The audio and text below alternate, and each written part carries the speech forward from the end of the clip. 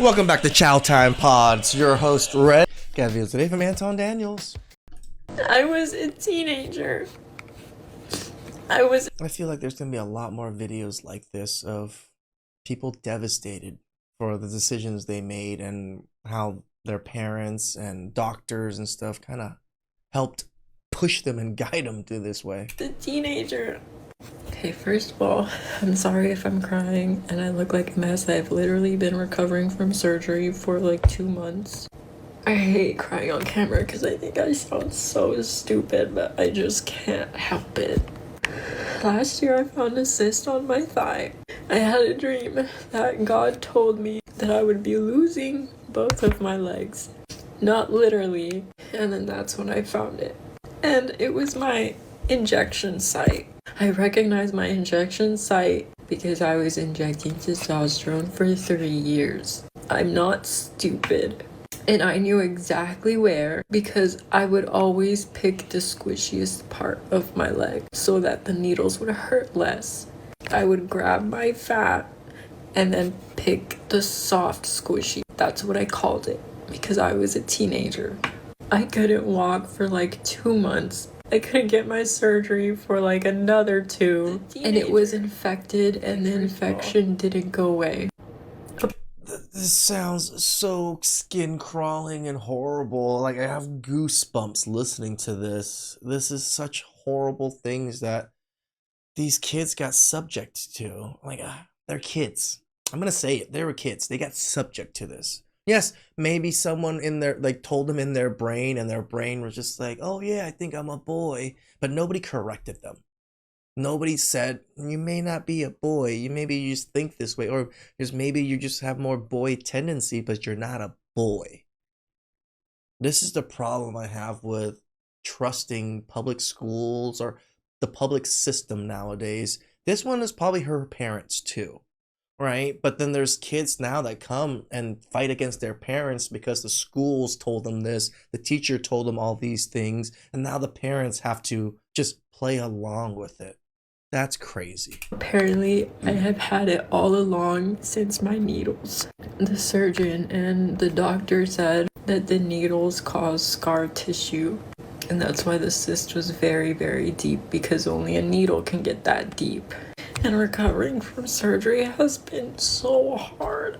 Trying to sit, trying to walk. I was literally trapped the entire year last year. And this is not the hardest surgery I've had related to detransitioner at all. I have 3 scars on my... This is to detransition. Jeez. Yeah, like, you went through all this to transition, and then you figure out you're not that, and then now you gotta go back through that same or similar process to go back again. I feel a way about this. I feel so bad for these people. A lot of these young people that did it just... they got brainwashed into it. Stomach from surgery.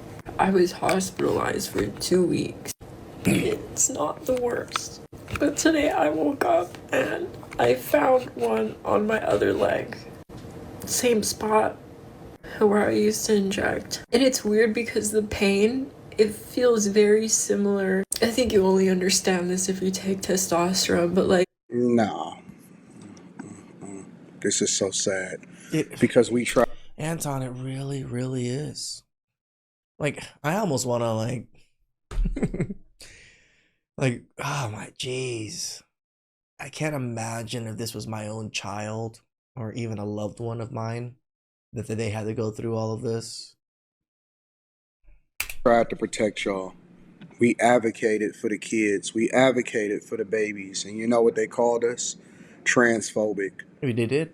When they added y'all into the alphabet community and we said, nah, you can't do that to the babies. No. I disagree with the lifestyle, but I don't care what a grown person does to themselves.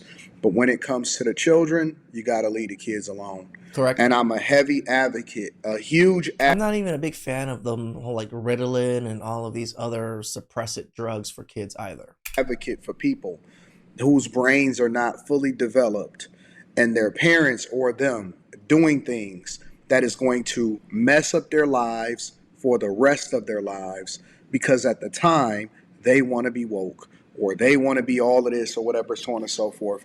And it's heartbreaking. It It's really is. incredibly heartbreaking to see that now, because you don't get to see the residual effects of when stuff like this happens until after 10 years later, 15 years later, 20 years later, Yep. right? You don't get to see the residual effects of how people suffer from this type of stuff until way after they out the way, right? And it seems like they've suffered throughout all of this time. It's not like they suffered 10 years ago and now they're suffering again. No, like throughout all 10 years, throughout the whole time, there was quite a bit of suffering.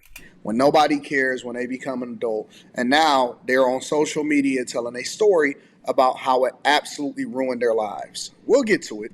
After you inject your needles, it feels sore, and because you're injecting it so often, there's like this specific ache to it, and your thighs feel raw when you sit down. That's what it feels like, weirdly, but it feels worse. I just think it's odd that the pain feels very similar. Like, just sitting here right now with the new cyst, it's very reminiscent of what it would feel like. And I guess, like, maybe that should have been my red flag back then. You know, there were several times where I would inject and blood would spurt out, or when I was sitting at my school desk and I just remember my thighs being in pain. And I'm assuming because I found it, it must be infected. I mean, that's what they told me. I had it this whole time.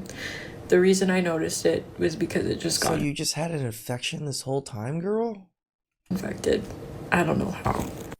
It's just so frustrating, and it makes me so angry that even when you stop testosterone, even when you stop this, there's no going back. You're gonna be dealing 100%. 100%. Right. This is not something that can just go back to normal. Once you've adjusted puberty and changed puberty, it becomes a problem. With health issues for the rest of your life. I woke up sobbing and wailing. I want to go through another surgery. I don't want to do this again. And I shouldn't have to. If you told me at 17, if you sat there and told me every single issue, every single surgery that I would have... Well, that's the thing that we do. Girl, as much as you're trying to put this on us too, or other people, you also have to understand, not like they knew all of this either. They didn't know all this horribleness. This is the first time that's been done in mass like this to children. So...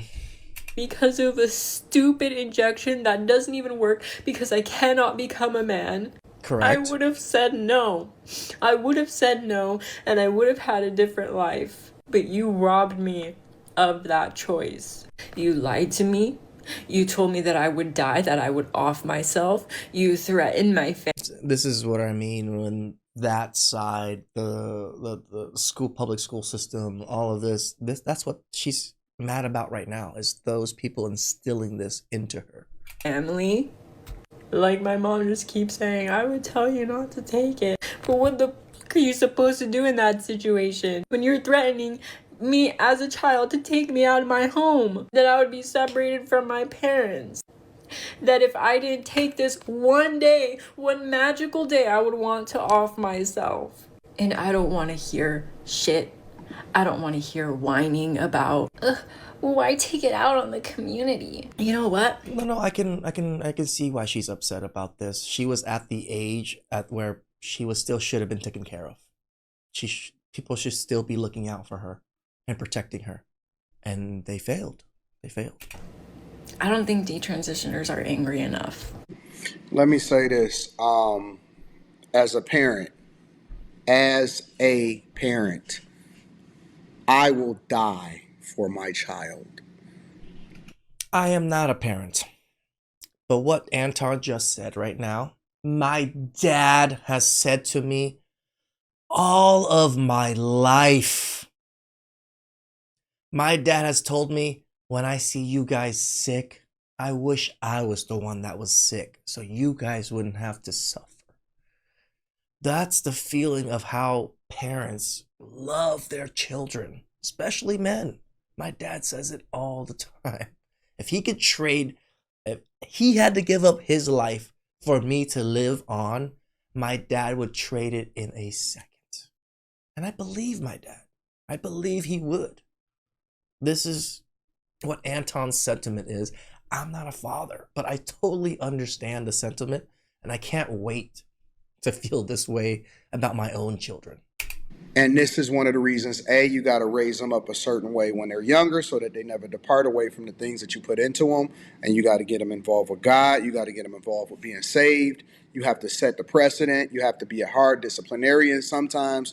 You got to be loved on them sometimes. True. You got to be all things, but you can't be their friend before you're their parent. I've always said this. I've even said it to all my exes and stuff when they're like, oh, I want to be like our kids' I'm like, no. That is not how parenting works. It's either you're a parent or you're a friend. Friends cannot do things that parents can. And parents should not do things that friends do. They should not intermingle with each other. This is why parents have to be stern and authoritative on almost everything. You can still love your kids, be soft to your kids, but you must be stern and authoritative. Your friends are not authoritative with you. You see them as equals. You're never going to be able to tell your kids anything if you're their friend. They just see you as an equal. And you're their parent because it is important for you to set the precedent of what their life is going to be like. You are their guide. You are their eyes. You are their ears. They don't know any better. They don't. And so a person that is 16, 17 years old, I don't even think that these young people are able to take care of themselves or stand out on their own. Even beyond that, you have to be the light. You got to be the beacon. You got to be the person that stand up for it. And although I do think that society in these states are culpable, because in my personal opinion, I don't think that I don't think it's enough lawsuits for states like California, 100%. And all of these other woke states that allow for this type of stuff to happen in these. Well, especially when the school system was pushing against parents to force kids to do this because they were getting reported and stuff, and reporting parents and having CPA take kids away from parents that weren't agreeing with this. Politicians, my entire life would be, yep, I got to go through the surgery, but after that, I got to find a good lawyer to make sure that I sue these states and sue these politicians, because it ain't enough hate for the culture, for people that was on the wrong side of history and people that tried to bully themselves, and the culture allowing for this type of stuff to happen. But the first person that need to hold accountable is the parents, straight up. Ain't no, I told you. No, you ain't doing it. Flat out. I don't care how mad you get. I don't care what you say. You're not doing it. You're the parent. You know better. Or at least we want you to know better and decide for the best route for your children, because they may not know. I think with everything we endure, we're not hateful enough.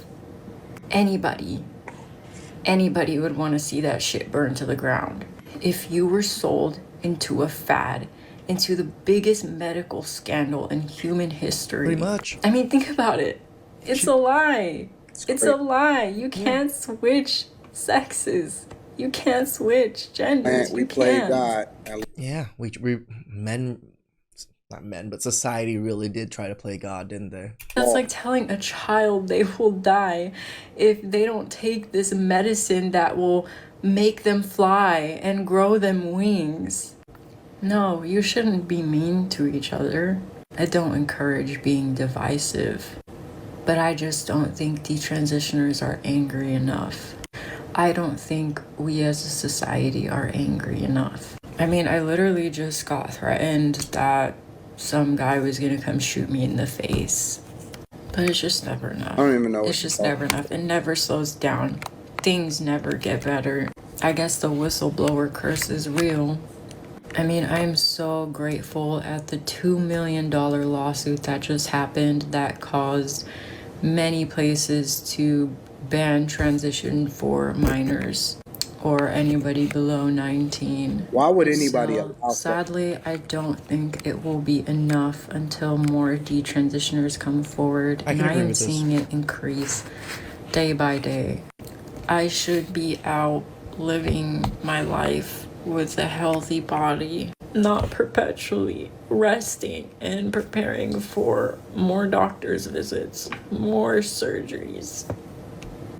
Anyway, I am sorry for crying and being emotional. I've been crying all day long. I'm just really scared. Like, it's just been so much. I can't even imagine being in her shoes, the amount of surgery, pain, not being able to walk for a year, being stuck in bed. Oh, jeez. Ovarian cyst, my gallbladder, just... She tried to transition, still has the same problems that other women have, like ovarian cysts. You can't change everything. You just can't. Too much. This is unfortunate. Very. And again, I think that we're going to start seeing the residual effects of people telling a story I hope they do. how culture, society, and adults ruined these young people's lives involuntarily because they didn't have the capacity to make the decision for themselves. Right. Let me know what y'all think inside of the comments. Make sure y'all tap into the Patreon link is in the description. That was the thing, right? Society was supposed to help guide young people. Supposed to help them understand the world and understand life. Not force them to change things and do things at such a period of time that is so much confusion in young people's lives. Puberty, 16 to 18, 14-ish. That's when they're going through so much changes in their lives and they're so confused. And then we have people, evil people it seems, to confuse them even more. And now we get what we get. A whole bunch of kids that I still call them kids because when they got done wrong was when they're kids. It didn't seem like they grew up much afterwards because look at their lives. Look at what they had to do to try to fix everything and try to live their life normal now. Please like, subscribe, comment down below. I really appreciate that. And catch you guys next time. Ciao.